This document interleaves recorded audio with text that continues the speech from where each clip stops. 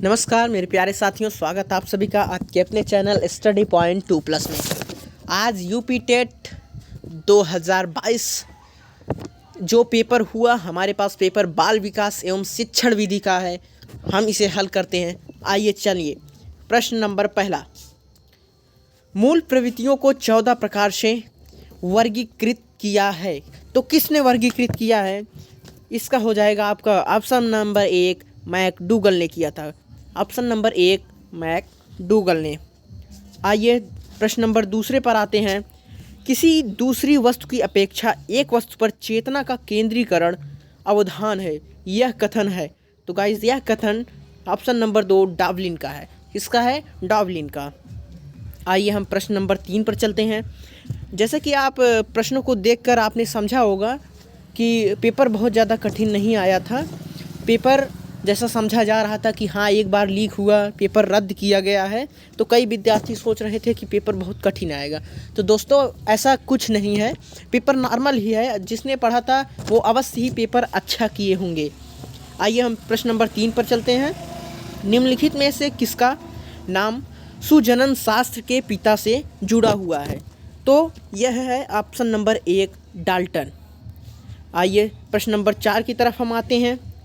12 वर्ष से 16 वर्ष के बालकों हेतु हिंदी में डॉक्टर एस जलोटा ने कौन सा परीक्षण प्रतिपादित किया था? तो आप जानते हैं डॉक्टर जलोटा ने साधारण मानसिक योग्यता परीक्षण प्रतिपादित किया था। आइए हम चलते हैं अपने आगे के प्रश्नों पर। प्रश्न नंबर 5 पर चलते हैं हम। बुद्धि के द्विकारक सिद्धांत का प्रतिपादन किसने किया था? तो बुद्धि के द्विकारक सिद्धांत का प्रतिपादन स्पीयरमैन ने किया था। किसने किया था? स्पीयरमैन ने किया था। आइए हम प्रश्न नंबर 6 पर चलते हैं। ब्लूप्रिंट निम्न में से किसका महत्वपूर्ण घटक है? तो ब्लूप्रिंट जो है आपका, यह परीक्षण निर्माण का महत्वपूर्ण घटक है। ब्लूप्रिंट जो होता है वो परीक्षण निर्माण का महत्वपूर्ण घटक होता है। आइए हम आगे के प्रश्नों को देखते हैं।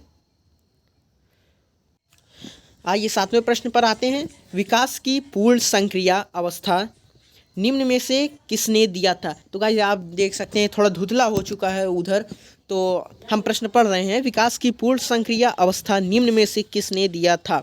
तो यह आपका पियाजे ने दिया था। गाइस किसने दिया था? पियाजे ने दिया था। आइए हम प्रश्न नंबर 8 पर चलते हैं। प्रश्न नंबर 8, MPI परीक्षण का उपयोग निम्न में से किसके मापन में किया जाता है? तो गाइस यह जो होता है आपका व्यक्तित्व। क्या होता है? व्यक्तित्व। MPI परीक्षण का उपयोग निम्न में से किसके मापन में किया जाता है? गाइस व्यक्तित्व के मापन में किया जाता है। आइए हम प्रश्न नंबर 9 को लेते हैं। 9 में क्या है? अब हम पढ़ते हैं इसको।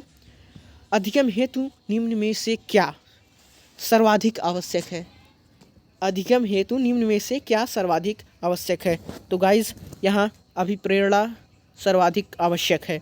क्या? अभिप्रेरणा सर्वाधिक आवश्यक है। आते हैं अपने प्रश्न नंबर 10वें पर। जो शैशवकाल का समय है वो क्या है?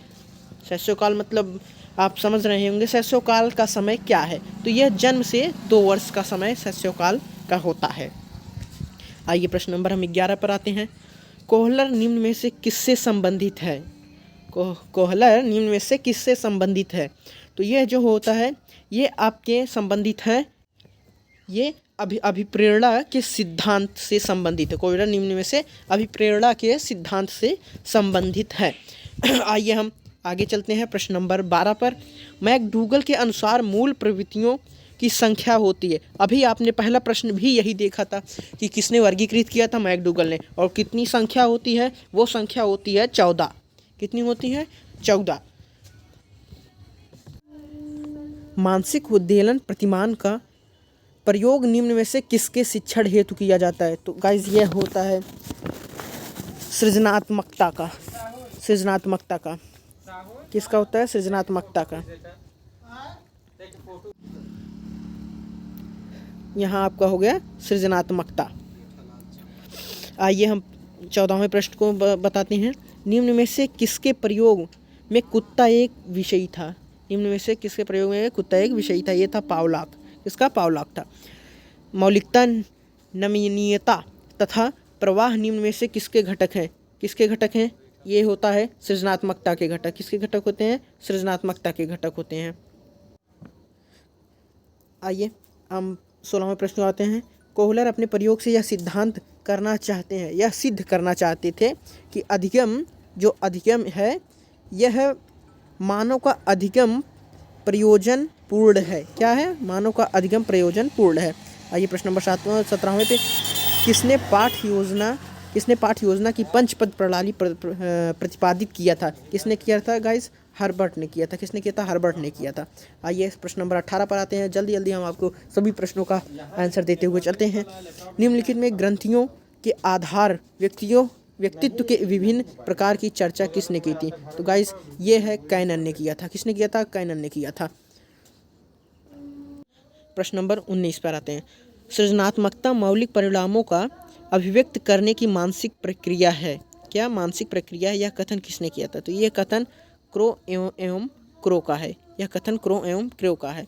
आइए प्रश्न नंबर 20 पे, B.F. स्किनर के अनुसार बच्चों में भाषा का विकास होता है। बच्चों में भाषा का विकास होता है अनुकरण एवं प्रबलन के फलस्वरूप। ऑप्शन नंबर 4, अनुकरण एवं प्रबलन के फलस्वरूप होता है। युत्सा है ये जो है मूल प्रवृत्ति है। ऑप्शन नंबर 2 क्या है? मूल प्रवृत्ति है। बालकों के सामाजिक विकास को प्रभावित करने वाले तत्व हैं सामाजिक परिवेशजन्य तत्व। क्या है? सामाजिक परिवेशजन्य तत्व। शारीरिक विकास का एक प्रमुख नियम निम्न में से कौन सा है? शारीरिक विकास का एक प्रमुख नियम में से कौन सा है? ये जानते हैं आप कि नहीं जानते हैं? यह होता है अनियमित विकास का नियम। अनियमित विकास का नियम। पूर्व अनुभव के आधार पर संवेदना को अर्थ प्रदान करना कहलाता है। क्या कहलाता है? आपका प्रत्यक्षीकरण कहलाता है। प्रत्यक्षीकरण कहलाता है। सीखने में प्रयास व भूल के सिद्धांत का प्रतिपादन किसने किया था? थर्नाइड किया। किसने किया था? थर्नाइड ने किया था।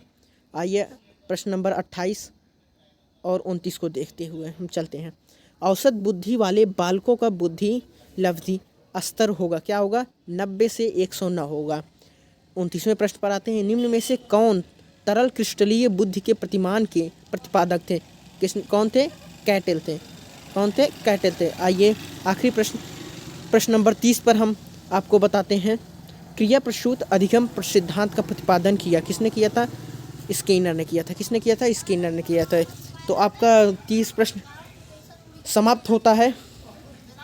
चलिए हम और सारे विषयों का भी आपको उत्तर देंगे। आप चैनल को सब्सक्राइब कर लीजिए।